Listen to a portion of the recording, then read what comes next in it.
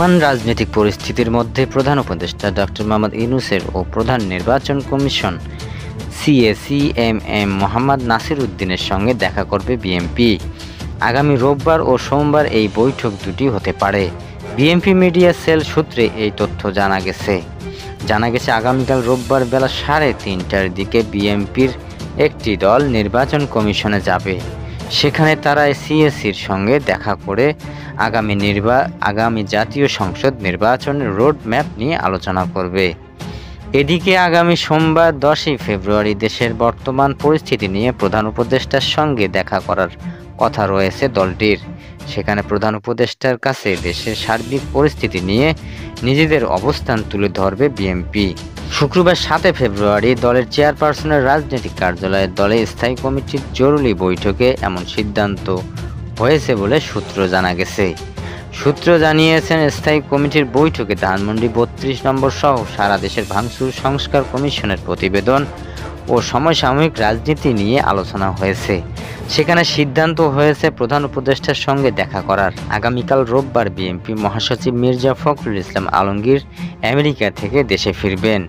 এর পরপরই বিএনপির একটি প্রতিনিধি দল প্রধান উপদেষ্টার সঙ্গে সাক্ষাৎ করবে। এর আগে দলের জ্যেষ্ঠ নেতা রুহুল কবির রিজভী স্বাক্ষর করা একটি বিবৃতিতে বিএনপির ক্রমাগত হামলা, ভাঙচুর, অগ্নিসংযোগের কারণে দেশ জুড়ে যে পরিস্থিতির উদ্ভাবন হয়েছে তা নিয়ে উদ্বেগ প্রকাশ করে। সরকার যদি এসব ঘটনা নিয়ন্ত্রণ করতে না পারে তাহলে সরকারের স্থিতিশীলতা হুমকির মুখে পড়বে বলে মনে করেন দলটি।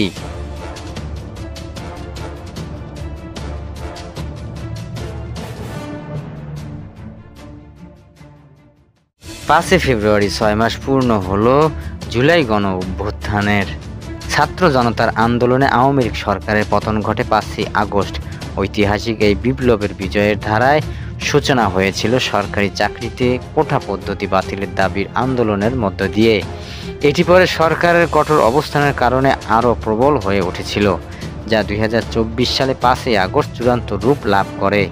প্রায় 1500 মানুষকে হত্যার প্রেক্ষিতে বিগত প্রায় 15 বছরেরও বেশি সময় ধরে দেশকে শাসন করার পর শেখ হাসিনা পদত্যাগ করে ভারতে পালিয়ে যান।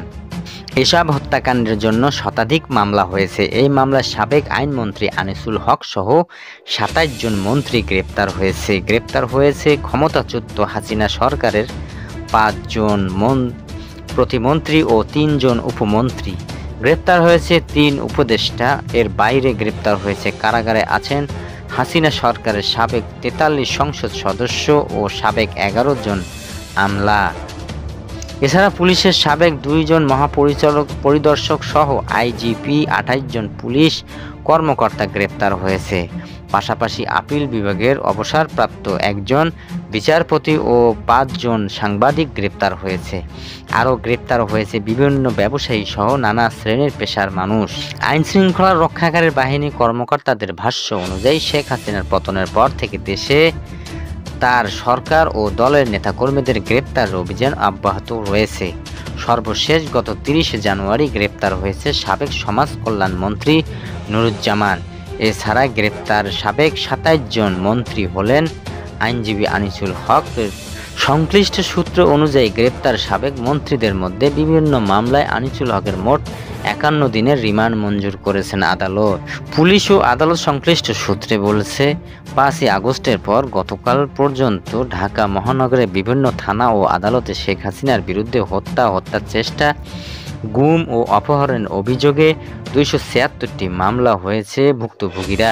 অন্যদিকে ঢাকা জেলার বিভিন্ন থানা ও আদালতে শেখ হাসিনার বিরুদ্ধে মামলা হয়েছে আরও অন্তত 27টি।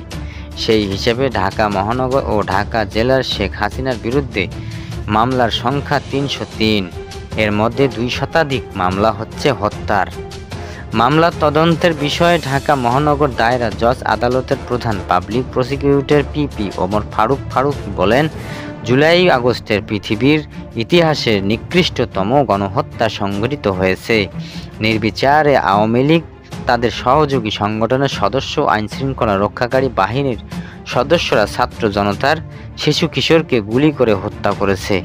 এসব হত্যার ঘটনায় ফ্যাসিস্ট শেখ হাসিনার বিরুদ্ধে দায়ের করা মামলাগুলো গুরুত্বের সঙ্গে তদন্ত করা হচ্ছে। যত দ্রুত সম্ভব আদালতের প্রতিবেদন জমা দেবে পুলিশ।